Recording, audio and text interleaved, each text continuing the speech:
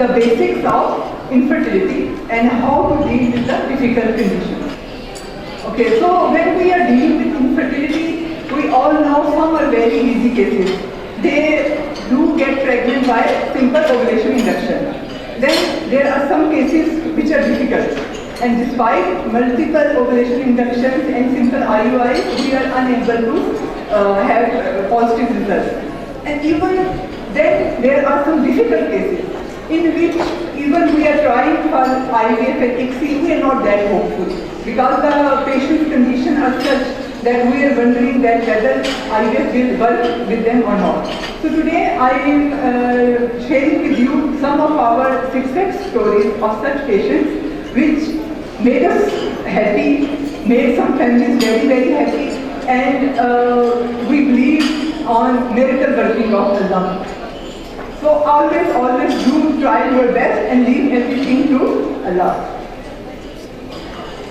So my first case, Mrs. XYZ, she was 37 years of age, married for 13 years. Her menstrual cycle, since her menarche, she only had withdrawal bleeds, never natural menstrual cycle.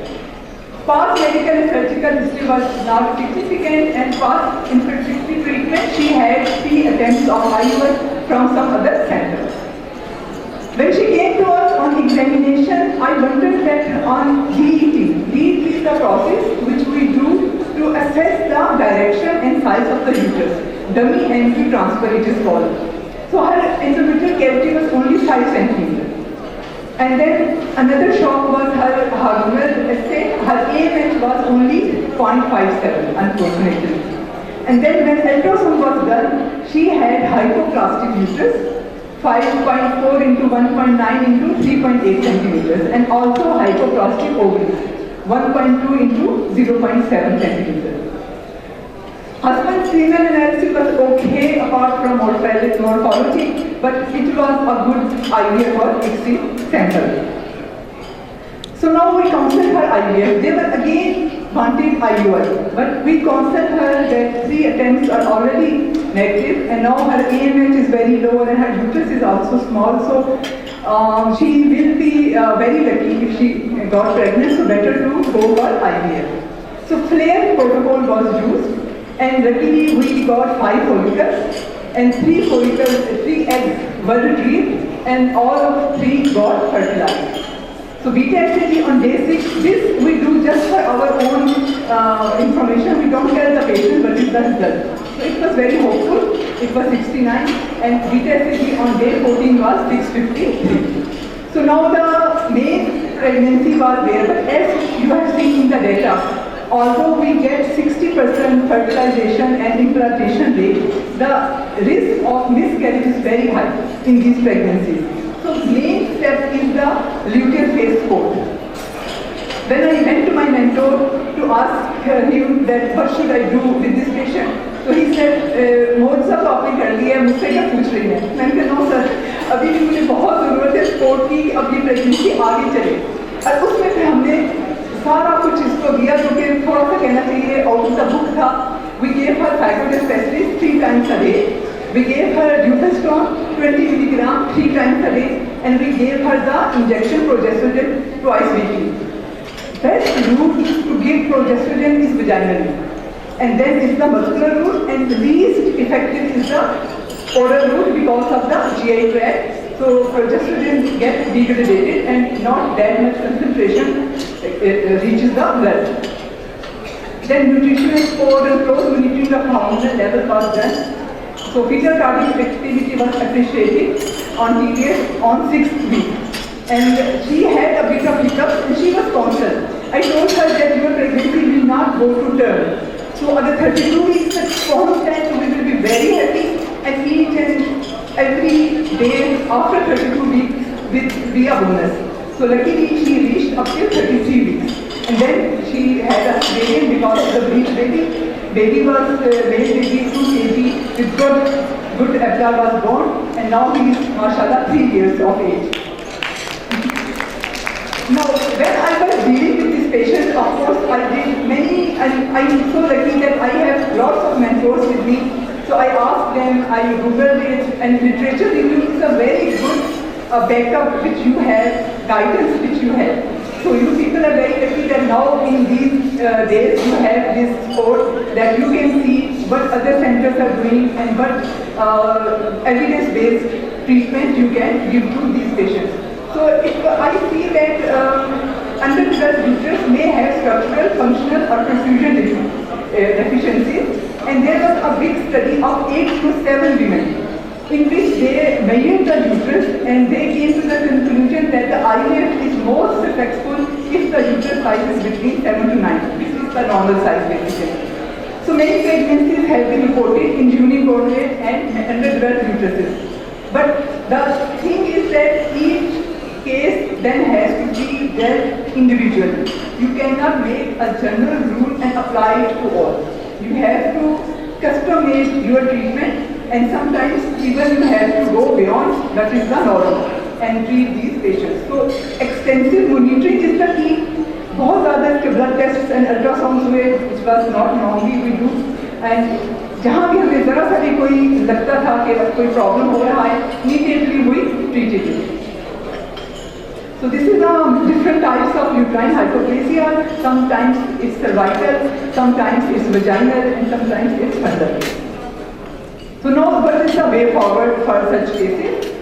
If you do the literature research, you will find out that number one is the good quality of embryo. Although we try it in our normal IVF cycles too, but if there is any problem that you are fearing that this patient is not having good response to IVF, it's better to select good quality embryo by doing pre-genetic testing and then do assisted hatching. Normally we transfer hatching blastocysts, but if we don't have hatching blastocysts on day 5, we can do assisted holding by laser.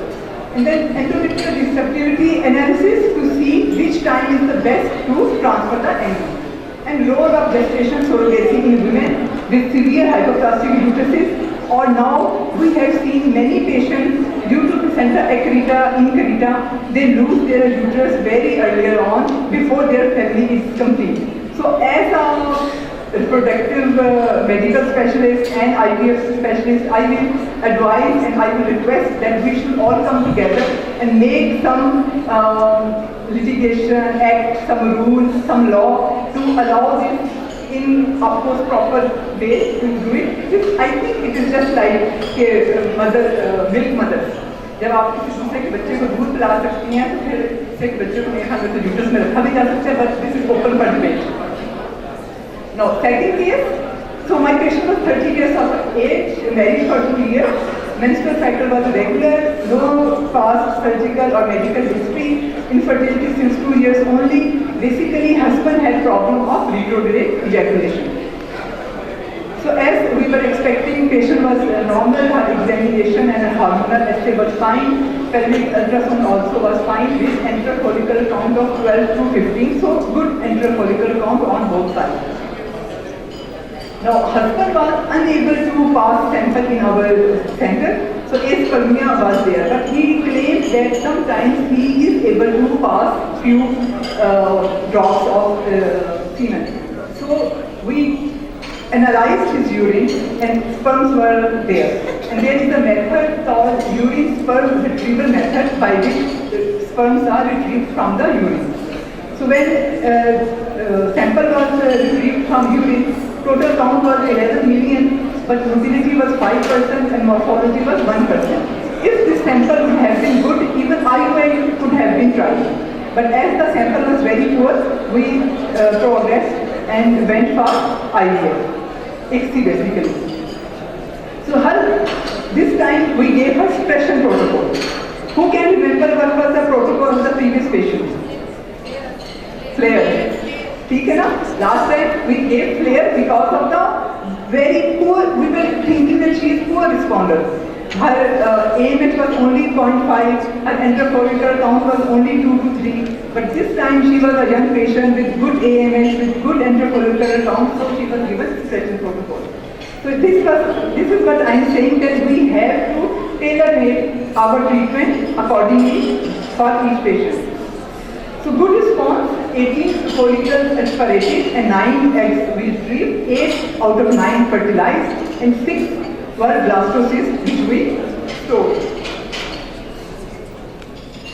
Now, FPT was done after 3 months, which was unfortunately negative. And then second FPT was also negative, and then patient was so disheartened that she would not come to our center. We called her many times, and after I think 1.5 years then she came again, and luckily this time she had diagnostic twin pregnancy, and she has a baby boy and baby girl who are also now 1.5 years old. So Alhamdulillah for that. So now retrograde ejaculation. Basically, why I selected this case? Because many patients come to us with retrograde ejaculation whom have been told that you cannot become father. Basically, aspermia या azoospermia के साथ. So this is what I want to tell, and this is the take-home message, that even if there is azoospermia or aspermia, do check the urine. And if there are sperms, then do send them or refer them for ICSI or IUI. So retrograde ejaculation means that sperms are not coming forward, they are moving back. And this happens when the bladder is weak. And this could be due to any medical problem or psychological issue. And there are many treatments available. So our andrologist was on board with us. He tried first to give some medications, but when those failed, then we went ahead for IVF. Now, how can we improve the outcome of IVF in patients with retrograde ejaculation? So, because these sperms are retrieved from urine, and urine is acidic, isn't it? So that's why this is the problem. Of course, there are steps in which we make urine alkaline and then we retrieve it, but still sperm quality is compromised in these patients. So important thing is to assure the best quality sperm for ICSI. Their motility, morphology and DNA integration. And for that, there are many medicines are there, and then lifestyle modification, quitting smoking, less stress, reduced weight, toxic environment na ho, and then antioxidants like vitamin C, vitamin E, Q enzyme, zinc, selenium, folic acid, all are given. जब हम sometimes patient को देते हैं तो परेशान हो जाता है कि आपने मुझे 10 दवाइयाँ दे दी हैं, लेकिन हम उनको ये रिश्योर करते हैं कि this is for the betterment of the IVF outcome. So hopefully by all these tonics, the outcome will be good.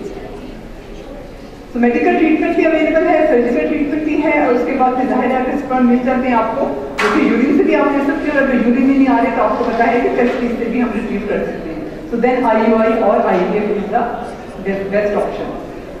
Way forward इसमें यही है कि आपने एक टीम बनानी है. ये जो है वो एक नहीं कर सकता, इसमें आपको एंड्रोलॉजिस्ट भी चाहिए, आपको एम्ब्रोलॉजिस्ट भी चाहिए, और साथ में जाहिर काउंसलर भी चाहिए.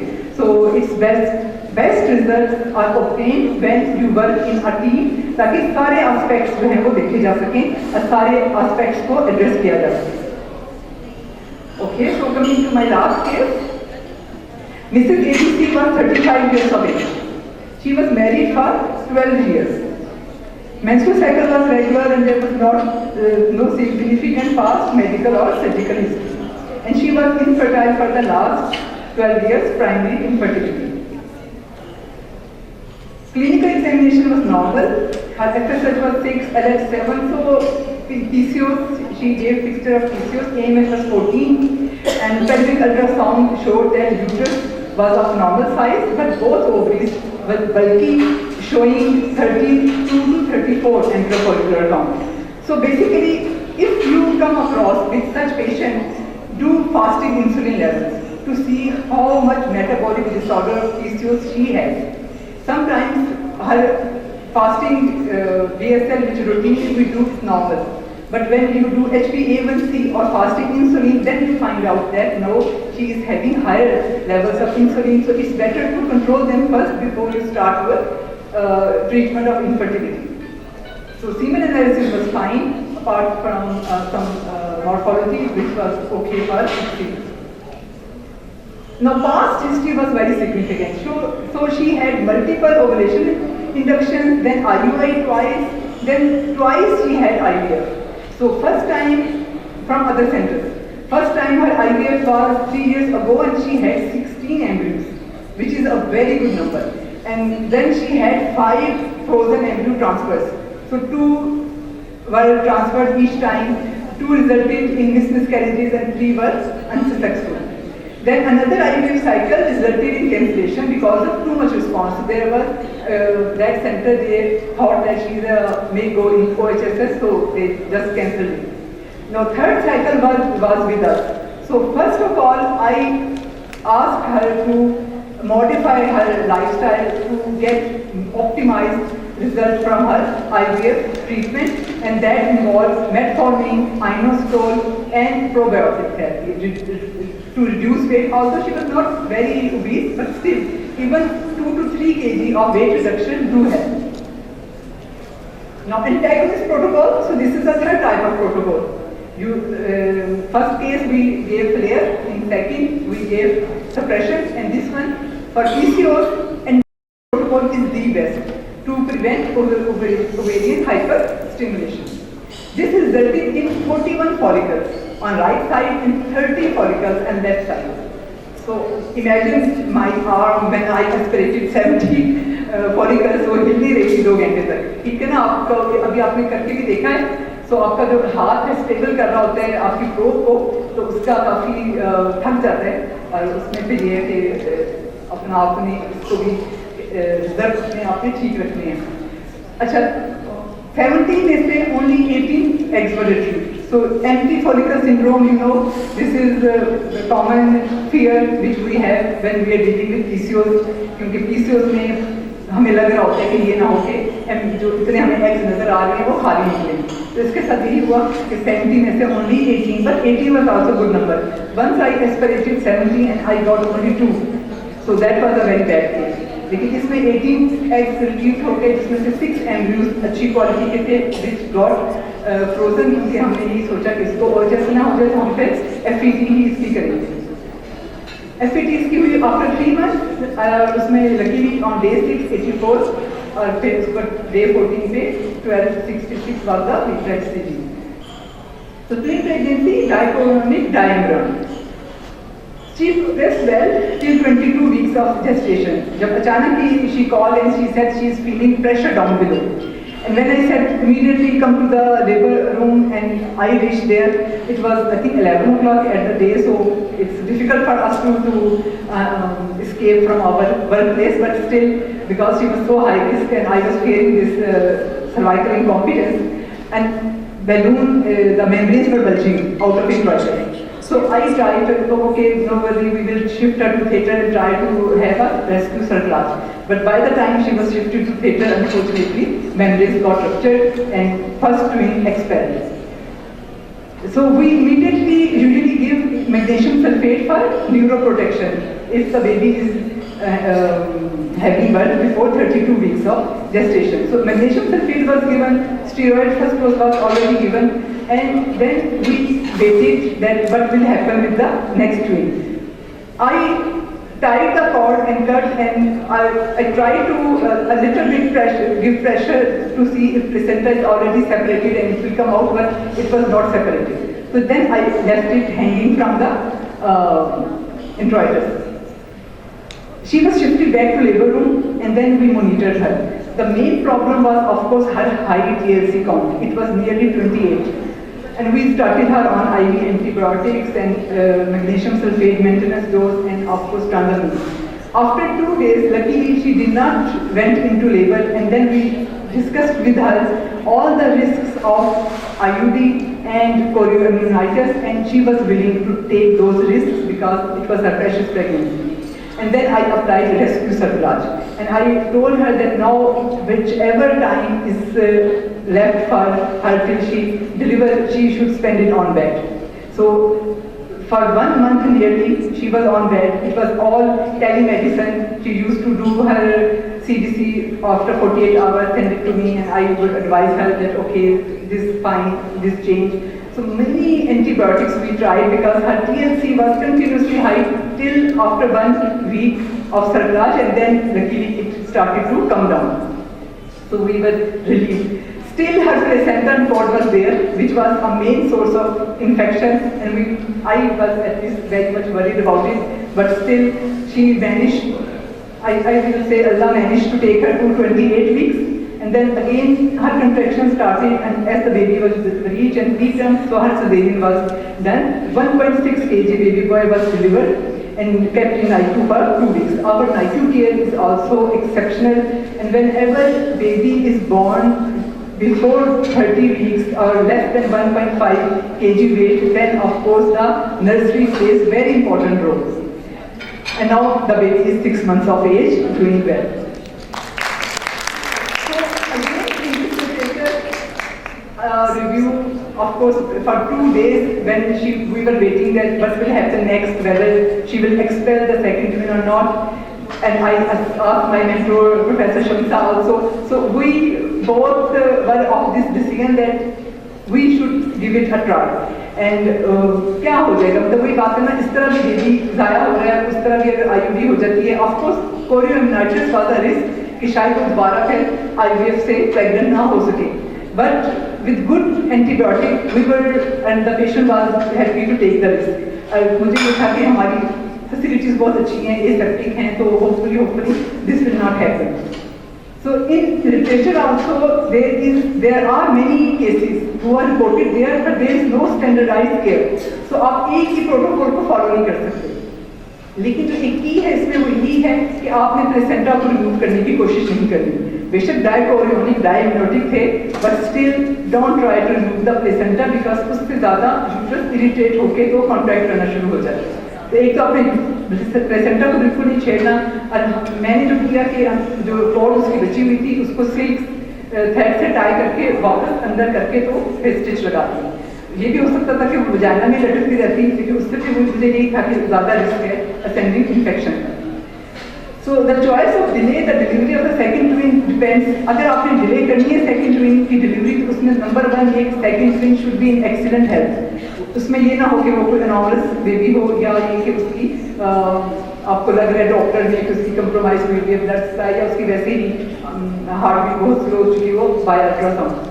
इंटैक्ट मेम्ब्रेन्स होनी चाहिए एंड एब्सेंस ऑफ इंट्राइम्यूनोटिक इन्फेक्शन. ये तो खैर हमें नहीं था एब्सेंट, उसके प्लेयर्स भी बहुत राइट था, लेकिन फिर absence of fetal and maternal complication भी नहीं होनी चाहिए. She was the patient of PIH, but her blood pressure was controlled, pre-eclampsia नहीं था, so that's why we took this risk.